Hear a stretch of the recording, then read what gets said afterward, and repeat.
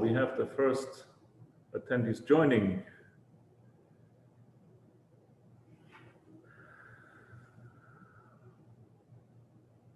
Okay.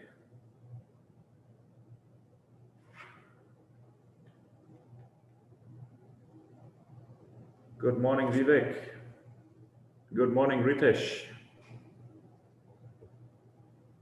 Good morning, everyone. Thank you for joining in. Good morning, Suma. Good morning, Kalol and Deepak. Good morning, Mohammed.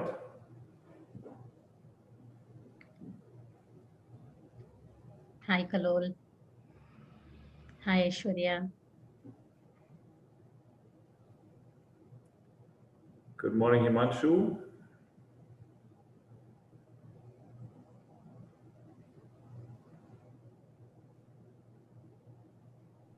Good morning, Magesh. Hello to you too, Mayank. Good morning, Kiran.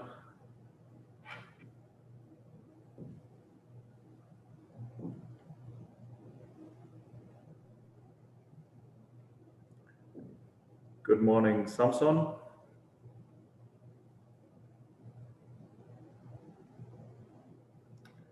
Hi, Kishore. Good morning. Morning, Sohit.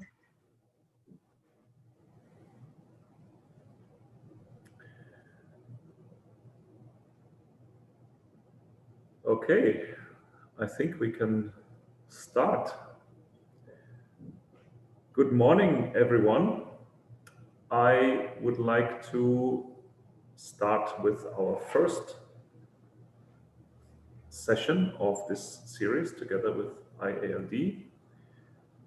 My name is Michael Dehn. I'm the General Manager for Sales and Marketing here at Messe Frankfurt India, which is part of one of the leading global exhibition organizers and the organizer of Light and Building in Frankfurt and LED Expo New Delhi, LED Expo Mumbai, and Light Plus LED Expo India.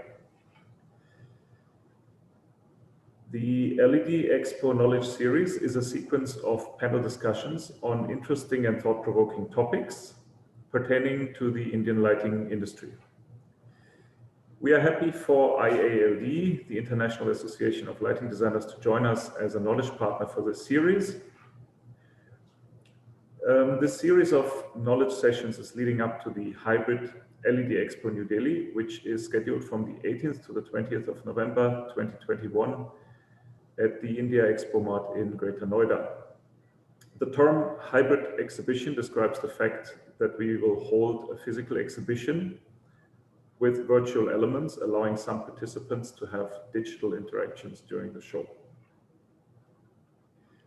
In May 2022, we will then have the LED Expo Mumbai, which eventually leads to India's largest lighting event, the Light Plus LED Expo, in November 2022 at Pragati Maidan in Delhi. Before we start, I would like to introduce our today's moderator to you. Suma Kandige is the moderator of today's program, and she's an independent lighting designer with more than 13 years of extensive hands-on experience in lighting design, and also a member of IALD. Coming from an engineering background, she has learned to balance the art of science of lighting in her projects. Under Light Vista, she has worked on and delivered various lighting design projects, the majority of them being corporate interior projects. Good morning, Suma. Thank you, Michael. On behalf of IALD India, I would like to thank you and the entire Messe team for hosting us and collaborating on these webinar series. A warm welcome to everyone here. I'm Suma and I will be your host for today's event. I'm a professional member of the IALD, which is the International Association of Lighting Designers, headquartered in Chicago. IALD India has been invited by Messe Frankfurt to curate a set of webinars as a part of the LED Expo 2021 online edition. So Dr. Amardeep Dugar, along with the IALD India coordinators and the other IALD members, have conceptualized a series of webinars in the form of panel discussions on topics pertaining to the Indian lighting industry. So this will be the first of many such interesting and thought-provoking discussions on lighting. So I would say stay tuned to the IALD India and LED Expo social media pages for updates on the future webinars. Some minimum housekeeping rules. Request everyone except the panelists to be on mute. In case you wish to address a question to any panelist, please type out the name of the panelist followed by a question in the Q&A window, please. And we will try to take up, as many questions as possible, depending upon the time. So actually, before we actually start this discussion, I felt it would be interesting to understand the audience that we have today with us. So Seema Durrell, if you could quickly have a poll, and if you could, put it on screen, I would request everyone attending to take 15 seconds just to answer it quickly. We're just asking you what's the nature of your business. So you're a lighting designer, you're a manufacturer, or architect, LED dealer, distributor. Okay, so we do have a good mix of people, and I'm glad to see we have more than 50% of people representing the manufacturing segment. Thank you, Seema. The topic for our discussion today is design and manufacture of lighting equipment, India's challenges. Next slide, please.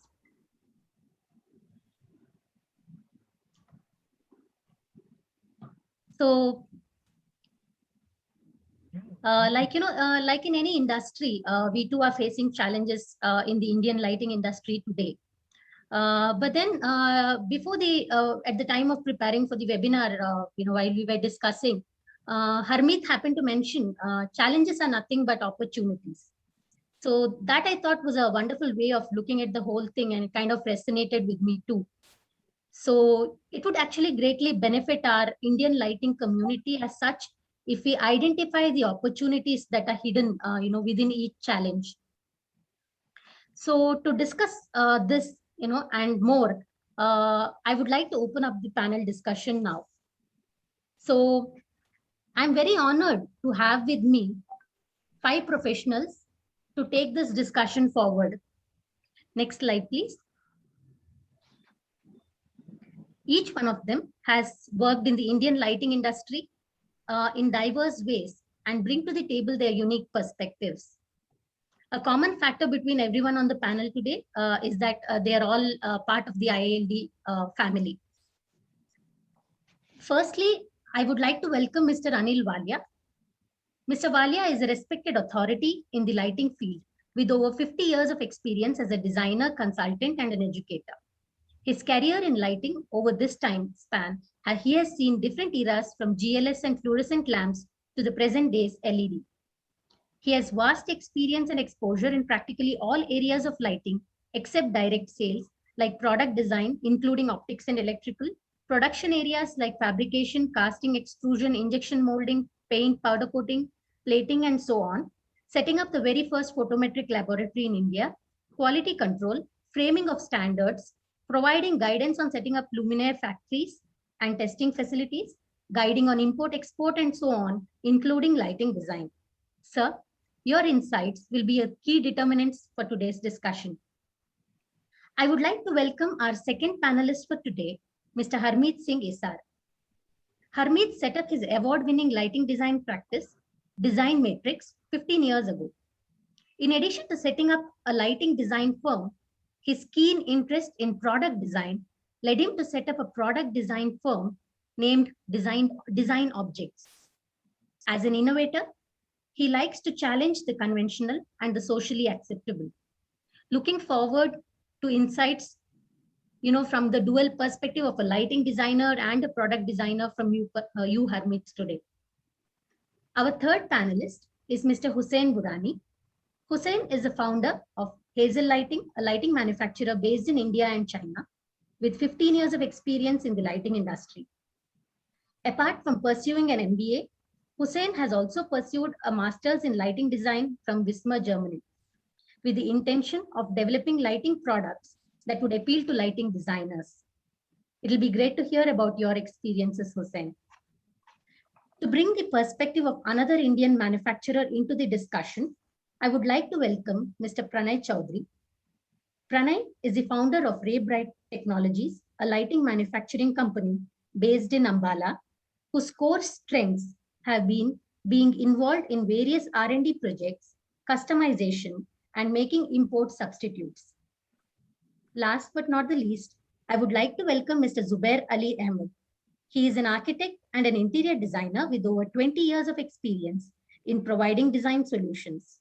He established Studio Plus, a procurement firm for architectural and decorative lighting, in 2012.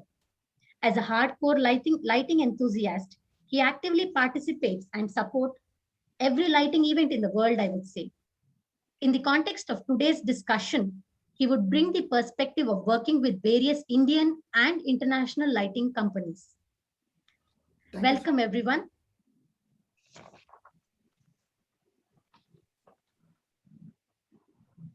I think maybe now we could stop sharing the screen and open up the panel discussion.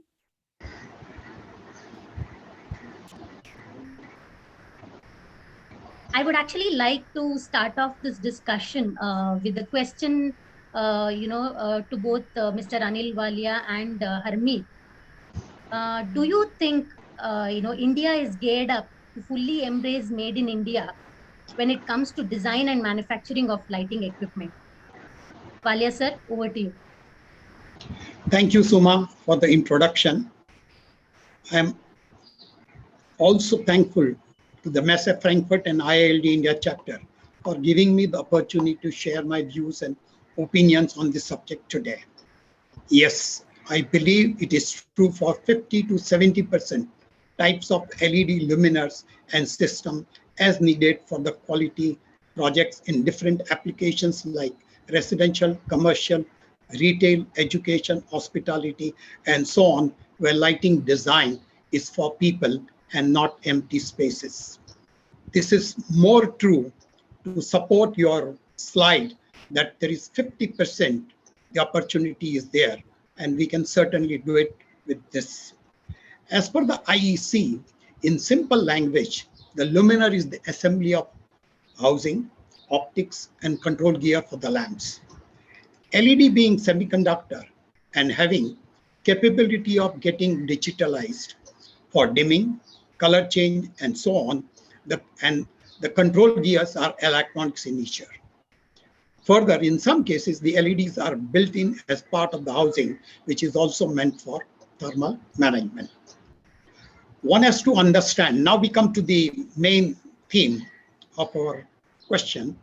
One has to understand and accept that Make in India LED luminaire means the assembly of luminaires to begin with in well-equipped factory, having assembly and testing facilities managed by a group of knowledgeable people with understanding of electronics, optics, thermal, and control management. I have already implemented this process in some of my projects where required, using my knowledge and experience in the field through resourceful manufacturers and integrators. Let me share some of my experience. For designers' quality lighting projects, key is the selection criteria of LED quality. For most, it is energy saving through LEDs. But for us, as designer, LEDs characteristics like efficacy in lumen per watt at 85 degrees centigrade, CCT, macadam ellipse, and changes in it when it is hot for color consistency, CRI and R9, RF and RG as per TM30 and so on are important to us. And these are to be studied for different application before recommendation. This LED needs to be imported for the projects as required because the most brands keep stock of standard products in India. All quality parameters need to be checked with the help of portable spectroradiometer. Optics like lenses and reflectors, as well as DALI 2 dimmable drivers, including D8 type, DT8 type, as needed for the tunable white were also from the European brands. Luminaire housing, that is pressure die cast and extrusion used for assembly, are from Indian manufacturers. Finally, the luminaires are tested for the thermal management using thermal camera. Success story of ancillary industries in Indian automobile industry is well known for its precision and finishes. In lighting today, there are few, but will join more once demand increases for the 50% opportunity. Maybe one should be ready to pay a little higher price for that.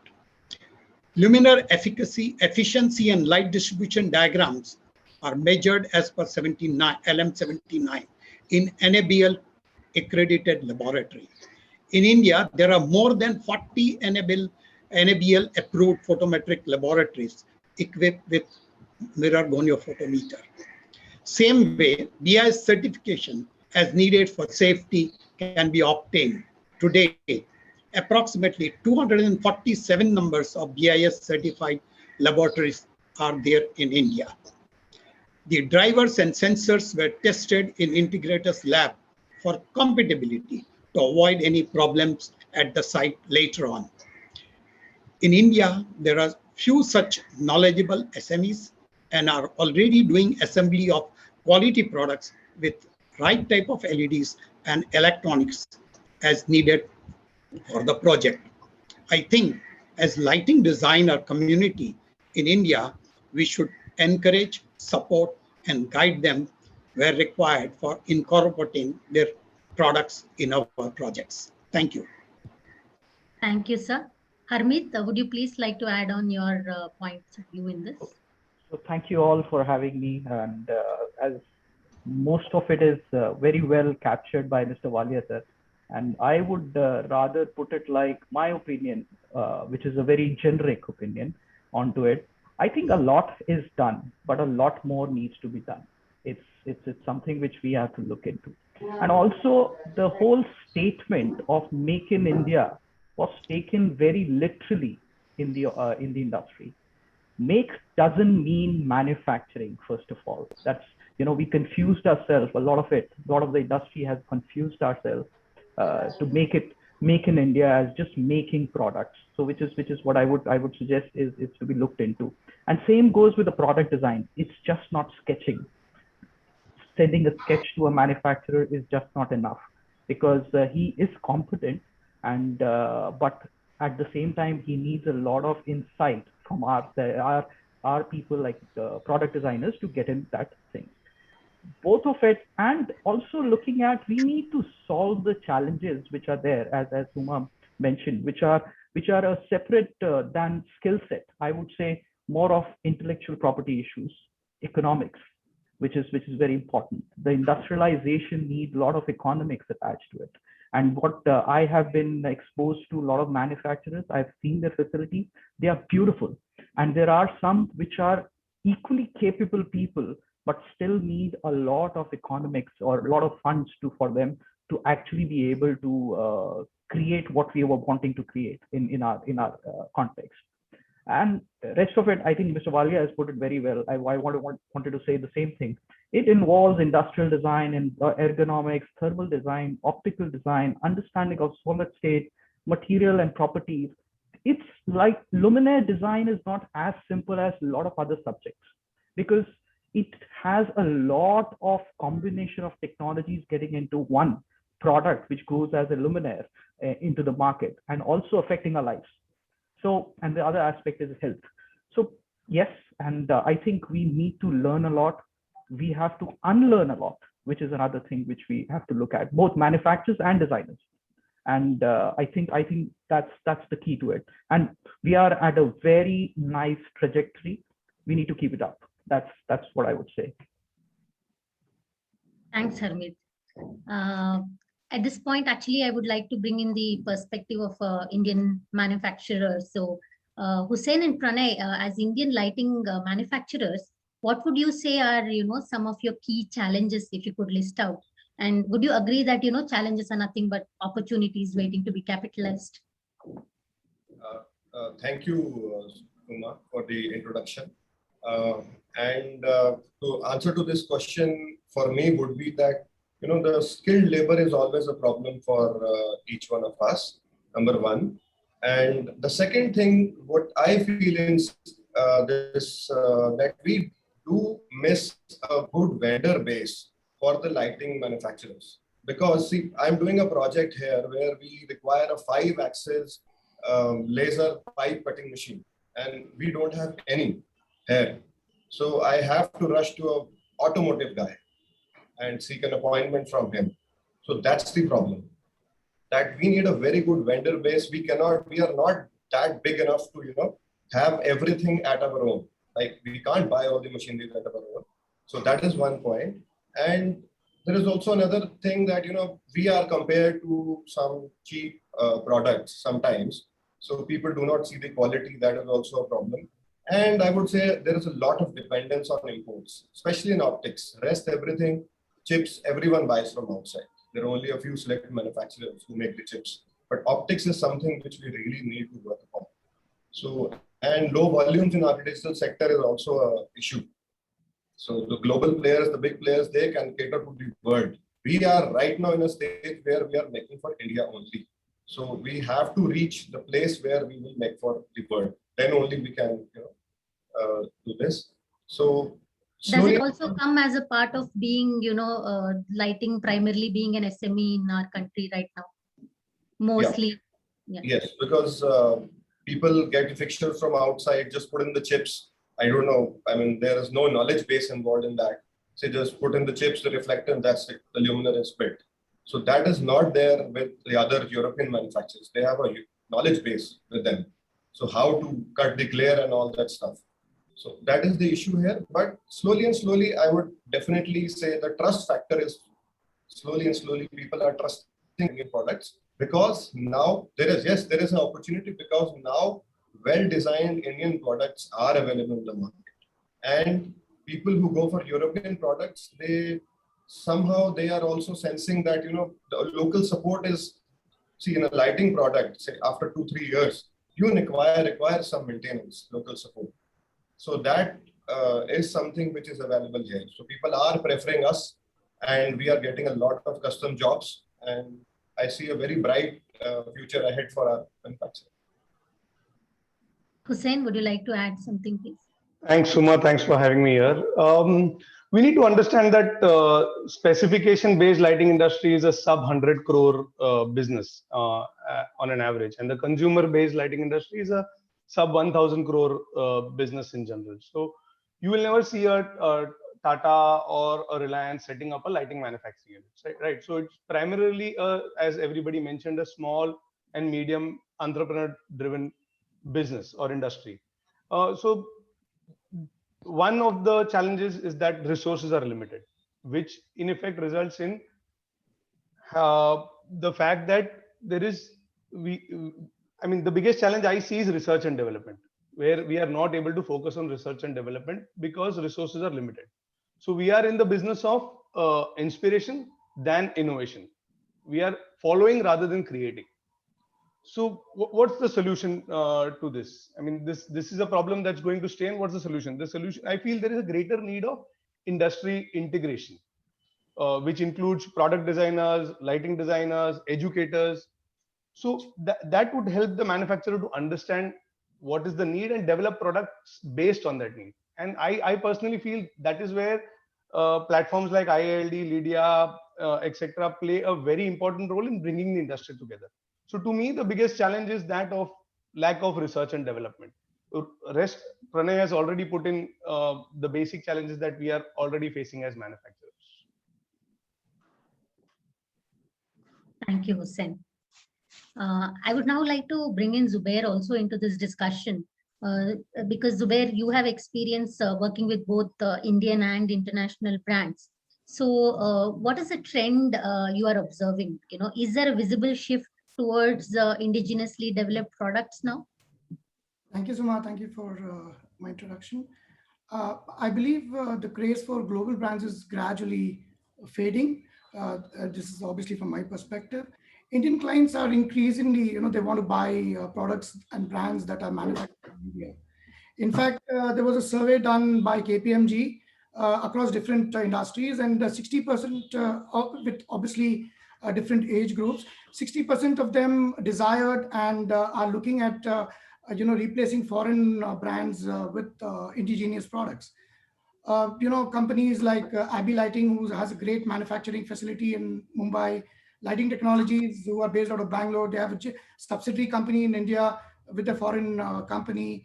And then K-Lite, who's been in the industry for a long time, who's based out of Chennai, are doing a phenomenally great job when it comes to indigenous made products. I'm sure there are many more. I just named a few of them. Well, the sentiment, there is an inclination and sentiment towards buying indigenous products. We still, when it comes to decorative brands, we still prefer to look at international due to the product design and the the know-how that they have. But when it comes to, I think, architectural lighting products, LED architectural lighting products, we are in a fantastic place, especially with this Make in India mission that's been on, and the sentiment that's there. I think we're in a good place with the government giving all the support that's required to the manufacturers, Suma. This is what I feel. Okay, interesting to note that.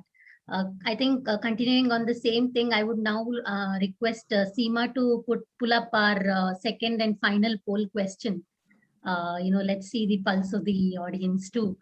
How strong would you say is your inclination towards made in India products? So if everyone could just take a couple of seconds to just answer this. We'll just keep this on for about 10 seconds and pull up the results again. It would be interesting to know this. Okay, no surprises there. So I think majority of them feel that it depends upon the quality and the pricing.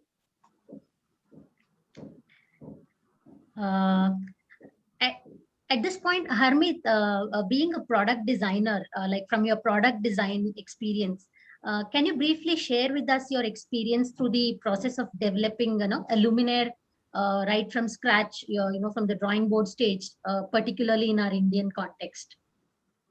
Wow. I generally take about 40 minutes to define this with my clients, but I'll just try and I know. I'm very sorry, but so it starts with a problem statement. I would say defining a problem is the key to any product design, and these are so then it comes.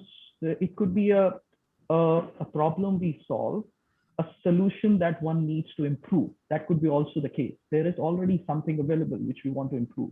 That is also a product design vertical. And sometimes you get into completely designing something new, which is another aspect of it. So it could be falling broadly into these categories. Establishing that is very, very, very important for us to in the beginning of it, and then drawing board, Suma, really, and it's way too far. What I would say, you have to change several hats. First, you have to become a researcher, then you have to become an economist, and then you have to become then you become an artist, or then you become an engineer. That is the product life cycle, which is what we need to do. So after, as I said, so-called creating a problem, we call ourselves also sometimes for the manufacturers creating a problem. Pranay will second on to it, and he always struggles with me on that a lot. So it starts that then we do research on users, makers, and the purpose of it. It's these three aspects are very, very important for us. Next step then we get into is how many and how the manufacturing is going to happen, putting the machinery in place. What is the skill set of that manufacturer, so that we can give him something which is producible for him, and also at the same time we ask a lot of questions that how many will you sell, because that will decide what process has to be taken, what kind of tooling needs to be done, what kind of vendor base needs to be created for him to do that. Then it comes to the favorite part, artist, setting up a form to it. And but at the same time, we also have a boundary condition listed. This process, this fit, this material, this thing, and this is what we need to produce. See, we are designers, we are not completely artists, but art is also a part of design, which is what is to be followed in our own context. And Then finally, the engineering hat comes. That's where we make sure that all the promises in technicals, parameters, the achievements have achieved. That is what we need to be. And sometimes we make the artist bleed in this, but we make sure that he's not dying due to that bleeding, but at least adapting to his form to get to that. So it's a very detailed process, and it needs to have all these linear steps. It's not a parallel process. It is a linear process. That's another thing. You cannot jump to the second step without going to the first one. And it needs to be linearly talked about and come to that. So finally, talking to our clients again after the production has happened and he's seeing the problems what he's faced, maybe in manufacturing, some of the assembly issues, then we can start correcting it. This happens about after first production, which is also the issue. So it's a life cycle. I don't know. I just wanted to condense it. I would like to speak a lot more about it, but I guess I'll stop there. Yeah, So I think Harjeet, it's an altogether another discussion that we should definitely, see on how this design process can become more of a collaboration, for the benefit of the Indian lighting manufacturers. Absolutely. Yes, we should definitely take note of it as a future discussion point. Zubair, based on your experience of having seen, manufacturers based in India and abroad, do you see any difference in the approach towards product design and development between an Indian manufacturer versus an international manufacturer? Could be European, American, or Australasian manufacturer? Thank you, Suma. Having traveled and visited many international manufacturing facilities all across the globe, in fact, in Europe and in Asia as well, I don't see India as being far behind when it comes to development of products. We have the state-of-the-art production facilities. Some of the manufacturers have great facilities. They've invested a lot in the technology. What I see on the other hand is the product design, which is another key important part. There are big opportunities. The opportunities are immense when it comes to product design. If we invest our resources, in product designers and research and development, I don't see a reason why we cannot be, one of the leading global hub for manufacturing. I believe we need to start, like Hussein said, we need to start with education. This is very important. There are quite a few industrial institutes like IDC Mumbai, NID Ahmedabad, Gujarat, and Bangalore. There are DOD Guwahati, IIT Delhi, Kanpur. There is CPDM and Indian Institute of Science, and there is DSR in Pune, who are doing a great job. Srishti is one of the new ones in industrial design. MIT Manipal is actually, I think they have a JV now with them. So these are places where you can get a pool of talents. This is the place where manufacturers and we all designers have to look for. And I'm sure when we do this, we are not far behind when it comes to production. I think when you look at the global manufacturers versus India, internationally they invest a lot in designers and product designers. I think it's all that we need, Suma. Otherwise, I think we're in a very good place as far as manufacturing is concerned. That's a very encouraging thought. Walia sir, I think you also had some experience in this. How do you think Indian manufacturers can collaborate with international brands? And do you think this is a good trend for the Indian lighting industry? You need to unmute yourselves, Mr. Walia.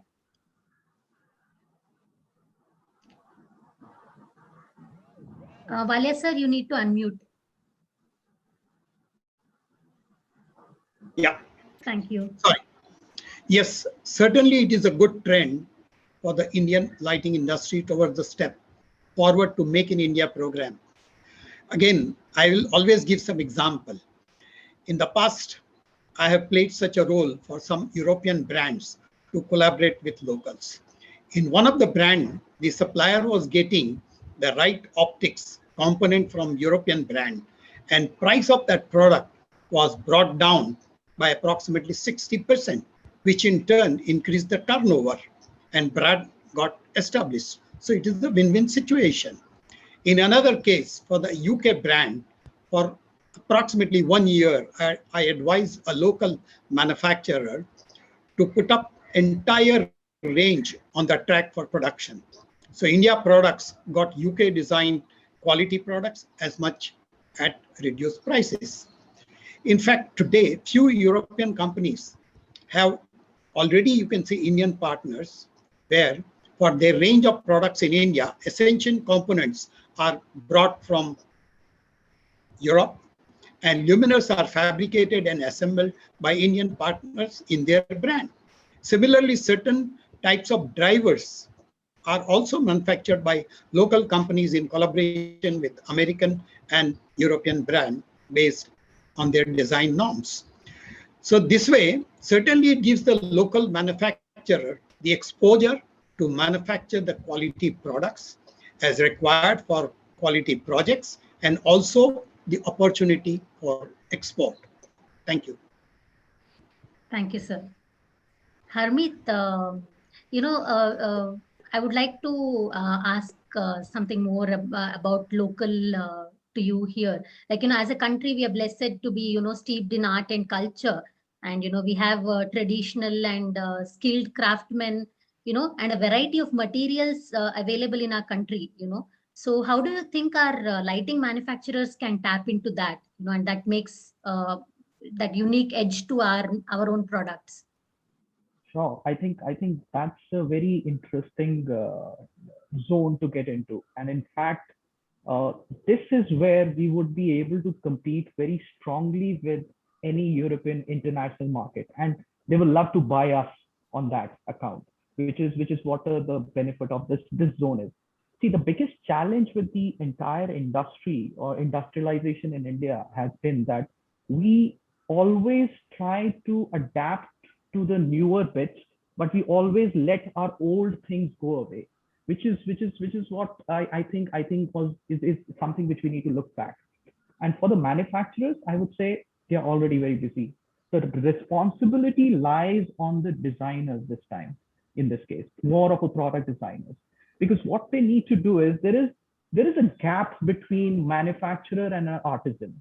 I think we need to bridge that gap. An artisan will never become a manufacturer, and manufacturer will never become an artisan.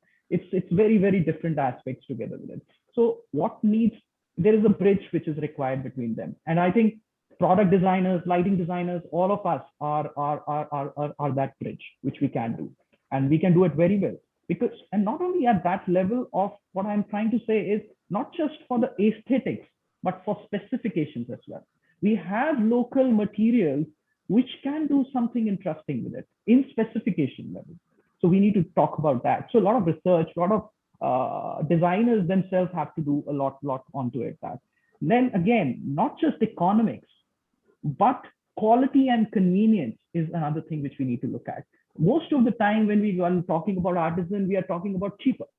No, that's not what we need to do. What we need to do is that adapt that, create more science out of it, more relevance out of it, and then bridge that gap. And I think designers, product designers, industrial designers have a lot of role to play. We need to start looking at our local Indian resources and materials and processes and try and industrialize them. Some of the industries have done it very well, actually.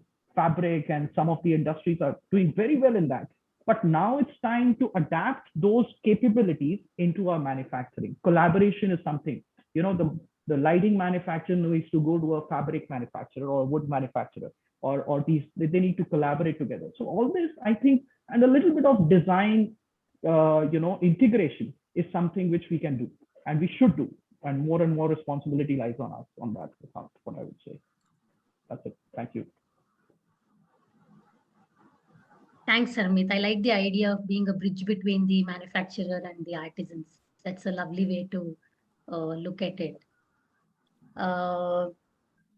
So I think now I would also like to kind of, pose a question to again, Mr. Walia and Harmeet. How can you say a good R&D based product design set apart a manufacturer from others?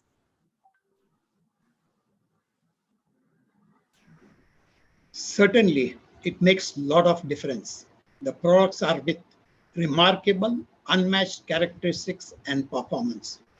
In this month only, I attended research-related webinars, one from 6 labs of US and the other from European lighting company. The type of research they do before product is developed and marketing is done is amazing. Of course, funding is very much essential part of it. In India, we have to learn lessons from this to invest in research. Let me share some of the examples to make this statement easier. For one of the home office, we used the German product with LLLC, that is luminar level lighting control. It included built-in IR, movement sensors, and DALI 2 D8 drivers for dimming and CCD variation, built-in wireless control protocol program, built-in relay to disconnect with wired protocol, and so on. One must accept that such a level of integration and technology is possible only with the research. In another project, we used Italian brand products where specific area was to be used for 2 different activities with 2 different furniture layouts and creating the scene control for that. Here, the use of minimum number of luminaires with the right type of optics and control was the key to give right light where and when needed with scene control. The luminaire was slim and more efficient by 15% because of unique anti-glare optics. Further, it was to be used for the first time in India, that is client's pride. In both the cases, they are designer's product in terms of shape, form, style, color, etc., associated with functionality, which calls for qualified and knowledgeable people and facilities for research. So this is the advantage of the research product. And that is where I said in my first answer that only 50 to 70% can be done, but balance 30 to 40%, we will have to depend upon the international brands. So both will coexist.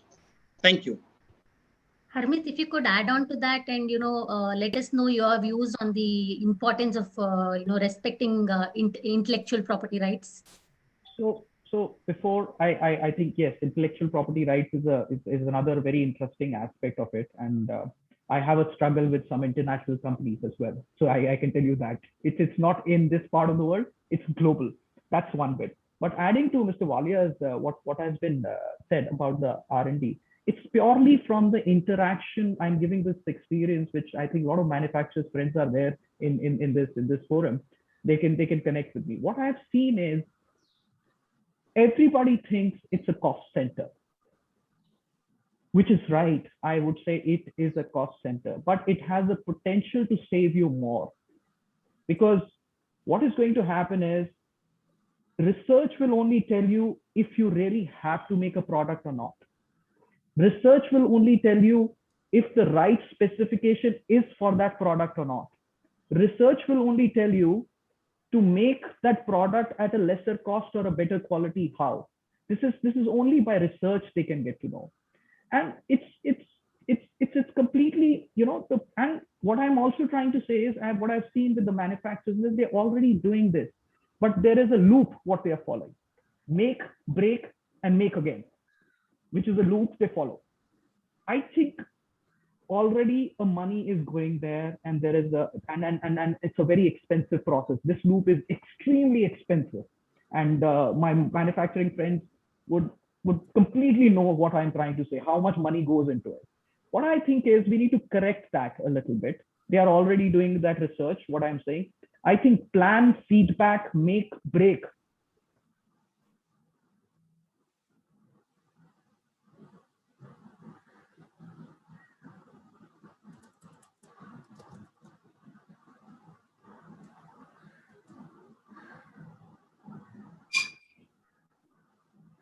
Harmeet seems to be having a little bit of an issue. In the meantime, I would ask Pranay and Hussain, do you think availability of, cheap imports is being a problem for us in India? And one more thing I would also want to understand from you, if you could list out quickly a few initiative and incentives from the government side or the industry that could help boosting the lighting manufacturing in India. So much cheap imports are a problem because the fixtures, the chips and everything is readily available with a lot of traders who are importing from other countries. And one has to just buy those fixtures and assemble them and sell in the market. I mean, due to this, there is no people like us, they do not, I mean, we are refrained from investing in R&D and new fixture designs because everything is readily available. So that is a big problem with us, but still, I would say cheap imports doesn't have a solution all over the world. No one, I mean, every country would have these kind of imports. What we need to do is that we need to move up the value chain, like European manufacturers do, as I earlier said. They buy the chips from outside only. They don't make, most of them. But their main strength is the fixture design, the glare control, the optics, that they do themselves. So eventually we would need to do that in-house. Otherwise, if we don't move up the value chain, we can't, address the problem of these cheap imports. That is a big issue and it will remain, but I believe this is the only way to address it. So we have to have manufacturers. There are a lot of manufacturers which are investing a lot and they are coming up with new designs, tying up, as Walia Sahab said, having tie-ups is also a good solution to it. But I say we have to focus on the value addition chain of the architecture. Right?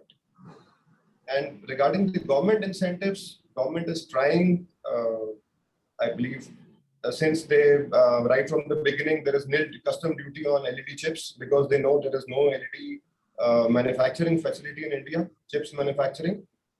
So, and there are a lot of other initiatives from Government of India like this production linked incentive scheme, which they have introduced in this budget for the LED lighting sector. So this is a good step, I believe, but it is only applicable to a larger set of manufacturing, not for small and medium scale industries. It's a larger, because the turnover capping requirement is much more. So not for a small company like us, I would say. And there is a scheme of Government of India which is called the Cluster Development Scheme. So there, 10 industries minimum, they have to collaborate, make a private limited company, and the government funds 80% of that. So that's a very good scheme. So the various state governments and sectors have different funding this thing for that. Like in Haryana, we have a 2 crore capping of the funding limit. With the center, there is a 20 crore capping limit.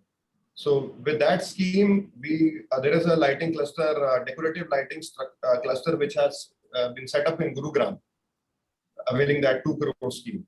So I believe this is the way forward. Government is trying to help. We have to collaborate and then set up these common facility centers where all the industries can use those machineries collectively. That I think is some very useful information, Pranay. Hussain, would you like to add on to it before Harmeet can complete whatever he was saying? So I have a slightly different view. I mean, of course, cheaper imports are, I don't feel that cheaper imports is such a big issue because today it's cheaper imports, tomorrow it is going to be cheap local substitutes. So that is always going to be there. I mean, it's not going to change, and you can draw parallels from other industries and that's always there. So, I have had the privilege to manage a manufacturing facility in China and one in India. So from that experience, I can come up with 2 distinct points. Firstly, to say that something can be extremely cheaply manufactured outside India compared to India or in any other country compared to India is not true. So I'll explain.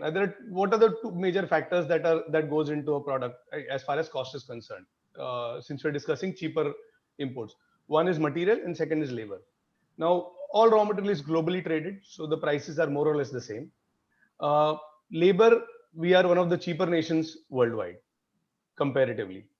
So, of course, someone would argue economies of scale or government subsidies, but that cannot be a drastic cost reduction. So that's very limited, right? Second point that I personally, the difference that I have seen is when we are setting up say a manufacturing facility in India. Again, I'm talking solely from the perspective of a small and medium enterprise. So I come up with that I'll service entire of Mumbai, or I'll service the entire of Maharashtra, or if I have a bigger vision, I'll say I'll cater to the entire India. And compared to that, you see a Chinese entrepreneur, or for that matter, somebody in Europe, they start off with which countries do I need to export to, which continent do I need to make products for. So that's the basic difference. That's something that's the big difference I've seen between there and here. And I feel it's a responsibility of we as entrepreneurs to kind of broaden our horizon and think make for the world rather than make for India, because that will help us give a lot more exposure.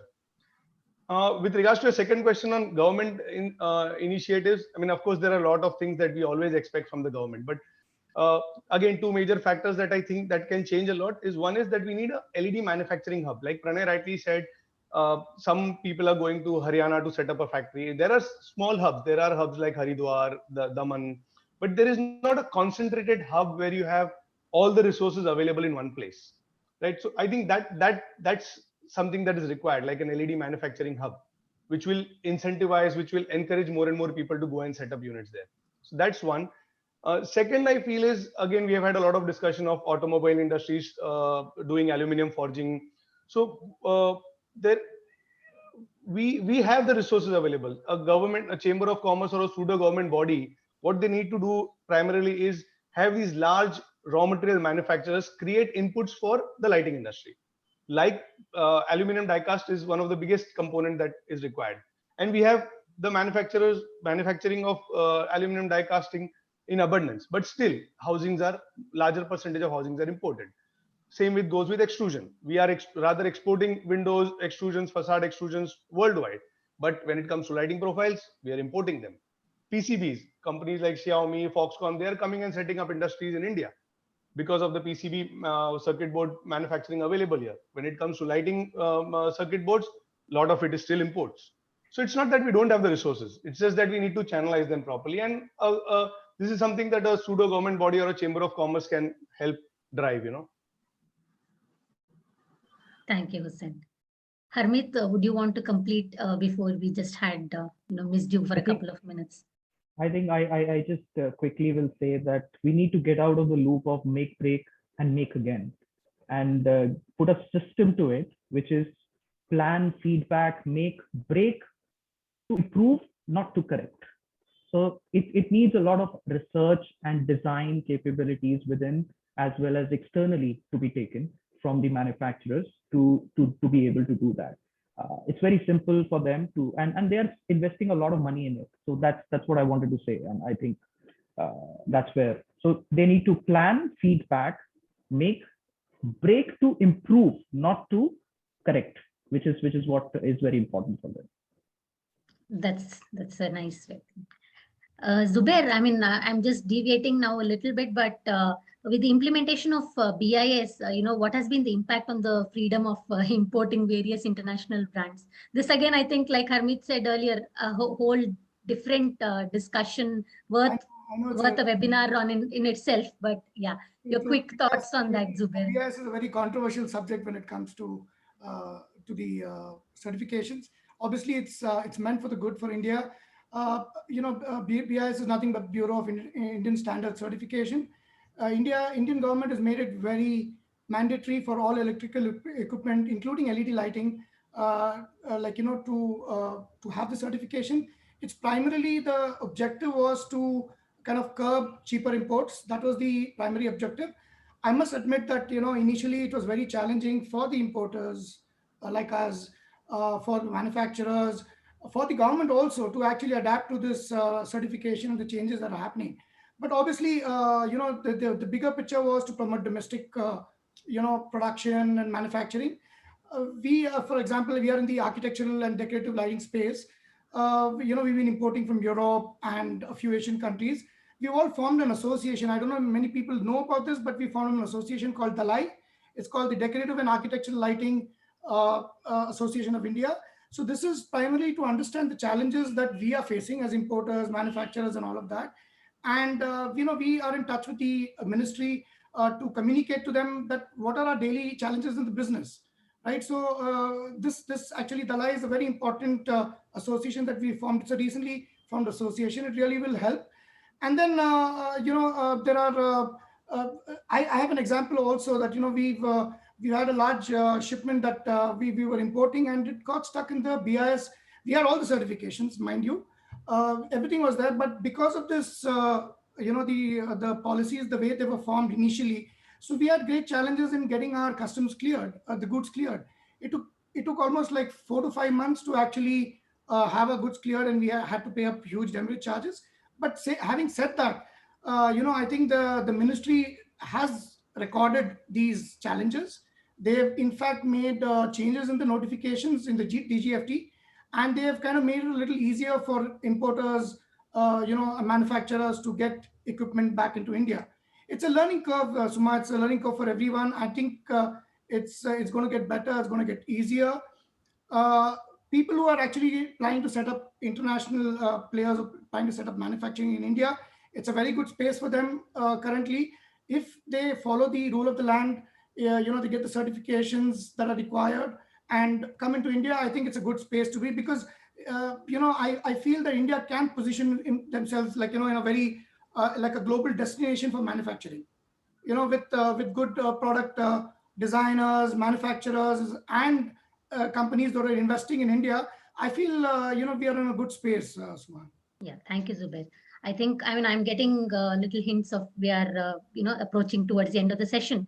But then before we conclude, I would like Mr. Walia and Harmeet to quickly, throw some light on this. While on one side there is a need to support local for improving the economy, what would your advice to the Indian manufacturers be to kind of, truly make in India a success? With my experience, I would like to give my opinion. Begin with assembly lines and then plan for backward integration. Invest in people, qualified and knowledgeable, industrial, lighting and electronics engineer, skilled labor, etc. Encourage them for CEP, continuing education programs. Invest in most modern assembly lines and the testing equipment for quality control. Get your product certified for local and export requirements. That is what I 100% support our group of people who have said that. As on date, there are 247 BIS approved labs in India, as mentioned earlier. It is, if possible, invest in own photometric laboratory to carry out research activity, or get all the product tested in NABL accredited laboratory for photometry and publish authentic IES file for its use in design programs like Dialux, Relux, etc. As on date, there are 40 such laboratories equipped with mirror goniophotometer for IES LM79 testing. Collaborate with SMEs having the automatic plant and machinery for fabrication, pressure die casting, injection molding, quality finishing, and so on. When need arises, go for backward integration. As earlier mentioned, Indian automobile industry with several SMEs is the best example to learn from. Always outsource BIS approved European brand drivers, sensors, various optics, and get branded LEDs with higher specification, which in turn will satisfy the need of lighting quality and well-being in the projects which we tackle. That is very important. For unique decorative lights proposed by the designers and architects, as well as some essential components, use 3D printed products. Make alliance, particularly with integrators and others in the project supply chain. That is the era of collaboration. Individual will not be able to work. Now that in circular economy being implemented in Europe, Practically all components and the luminous will be maintainable and or replaceable for recycling. Zaga is very active on development and approval of such components as needed for circular economy. India manufacturer should really, you can say, go for such thing which will help them to export also. And that is the need of the hour. Thank you very much. Harmeet, if you would like to add to that. Keep it. I think Mr. Walia has covered everything. And I'll keep it short. It's my favorite group. And do not lose your religion. Research, engineering, manufacturing. So that's what manufacturers need to get into, the skin of it. They need to do the step of research. They need to do the step of engineering and then manufacture, rather than just trying to get into shortcuts. Of course, all that is required, which Mr. Walia has already mentioned to the industry. Thank you, Harmeet. I think, yeah, like, kind of, we have an overall mix of opinions and viewpoints that have come up. And I'm glad that, actually we had this first step as a discussion, because I believe we need more such involvement, with the industry, and see how we can, help and encourage our manufacturers. So it was great having all of you for the discussion. We will quickly see. I mean, we have had a lot of questions coming in over the period of the discussion. Quite a few questions, I'm sure, have been covered in the answers by the panelists.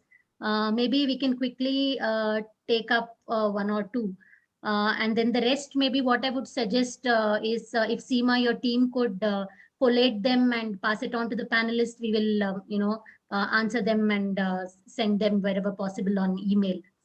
So I think that is the easiest way, because a lot of important questions have been raised here. There is one from Mr. Nagendra. He says, my question to lighting designers is that more than make in India, emphasis should be given to made in India, with few lighting manufacturers like us. And if the lighting designers can work with the Indian manufacturers during the design itself, companies will be able to invest in technology to create better products, if not better, or at least similar to international brands. Appreciate lighting designers' feedback, please. I would like to pick that up. Yeah.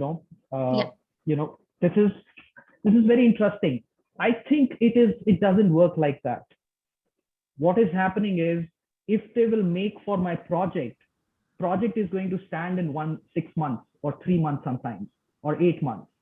So what is going to happen is adequate research is not going to be done, adequate planning is not done, and the product is not tested. It takes time to test. Any product cycle will take no less than 6 to 8 months to actually be called a product. Otherwise, it is going to be called as an artisan art piece. And he's going to not be able to benefit out of it.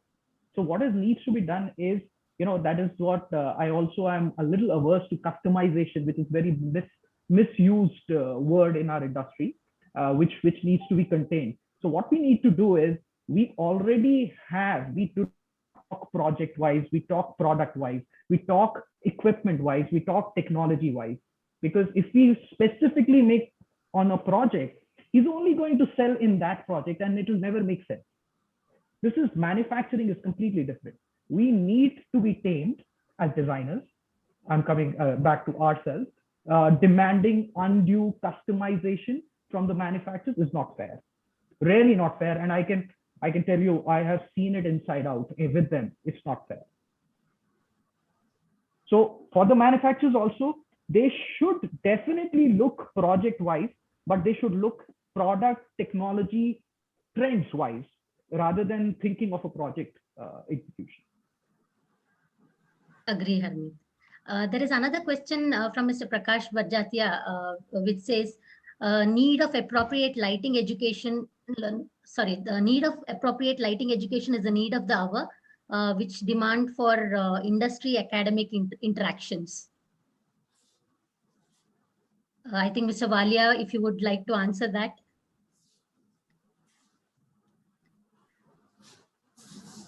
Or Harmeet.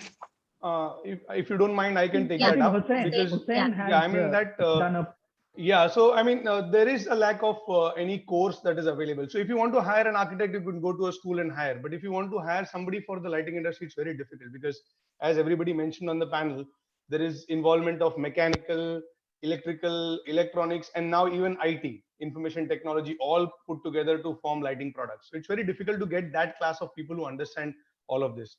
So like even for a lighting design course, I mean, I did that course not to practice lighting design, but to understand. But there is nothing that is available here. So definitely, I mean, that's the discussion that we erstwhile had with Dr. Barjatia himself, that this needs to be done, and that's where this space is so important for the growth of the industry itself. Harmeet, if you would like to add. Oh, I think that is what I wanted you to answer, because I am a illiterate lighting designer, as I call myself, not educated in lighting design. But yeah, on the job, I have learned what I've learned, which is probably most of the lighting industry is that way. But I definitely feel very strongly that there is an education system which needs to be on this account in our industry. Of course, we will find the other bits. But when we have to talk about specifics of lighting as a subject or optics as a subject, which is another education is required. We can borrow mechanical from automobile industries, thermal dynamics from other industries. We can borrow that, but we need this to very specifically looked into, and the application engineering. With that, emphasize on the need for education, I'm taking up one last question from Mr. Umang Rajpal of LED Linear India. He has actually asked a question for Harmeet. How to create a platform to bring awareness on technicalities of a product to compare different brands, categorization of tier 1, 2, and 3 products or brands to differentiate during selection and to justify cost. So okay, it's a very complicated and very complex thing, which I think Mr. Walia also touched onto it. I think first stage, we need to create a very strong division between consumer and professional products. The needs are very different. Specifications are very different. Qualities required are very different. Sometimes we just have the basic parameters like lumen per watt and color temperature, and R9 also misused these days. These are just numbers, but there is a lot more in terms of physical aspect of build of that product is required. Like I can give you an example. I designed products which are used for Vikramaditya, and I had almost about 300-page manual to read through to design a product for it. So it is, again, optics were there, even the basics of driver requirements were there, but there were many more other aspects which are required. So what I am trying to say is we need to divide, a strong divide has to be there between a consumer and professional.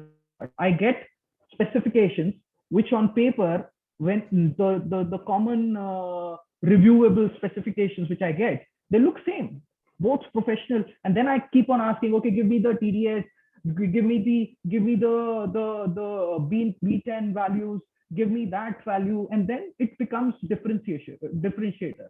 But I think it's a lot of time which goes into it, and a lot of confusion which goes into the mind of the customer or the client who's doing hiring us onto it.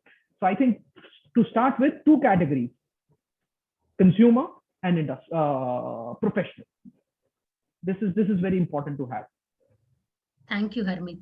I think today it has been a baby step we have taken up in this discussion, and I'm thinking, we need to include more stakeholders and continue this discussion and keep this discussion going, because as I said, we have had many more questions come up during the discussion, which we will look to address. But otherwise, it's thank you from me to all of you. It's been a pleasure discussing this with you all. Over to you, Michael. Thank you, Suma. Thank you, Suma. Thank you so much. And I just would like to pick up the last point from Harmeet Singh. Thank you so much for making this. You just mentioned there should be consumer and professional angle. And we as Messe Frankfurt, we represent the professional angle. And what you just said, how to compare products and prices and all of that, when actually on paper, things can look pretty much the same. Well, the only place where you can really deeply compare is at an exhibition, because you can go back and forth between manufacturers. You can go back and forth and have a look again at one product and compare it, have some conversations, not only with the salespeople, but also with the engineers. And so that is actually what makes an exhibition so useful for an industry, because the experience is much more, complete, and it's not only what you can see on a website, it's what you can really see and touch and feel. Absolutely. I would also like to thank Mr. Anil Walia for, he provided a very simple step-by-step blueprint to set up a fully integrated and research-driven manufacturing. I think this is, you compressed 50 years of experience in just a few sentences, which was very nice to hear. And so now we are coming to the end of our program. I would like to thank IALD, Suma, and our panelists for the very valuable insights today. I would equally like to thank our audience for staying with us for this time and for asking so many questions that we actually have to take a look at those questions afterwards. We will get back to you on those. Our next session will be held on the 13th of July. The topic will be circular economy and lighting, India's readiness. We are all looking forward to this very important subject. And of course, we will see you all at the LED Expo New Delhi in November 18th to 20th at IEML Greater Noida. And just before you leave, at the end of the session, you will see a short questionnaire.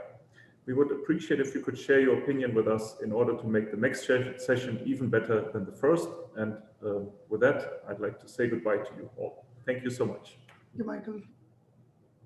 Thanks, Michael. Thank you all. Thank you. Thank you. Thank you. you. Thank you. Thanks so Thank you, much. everyone.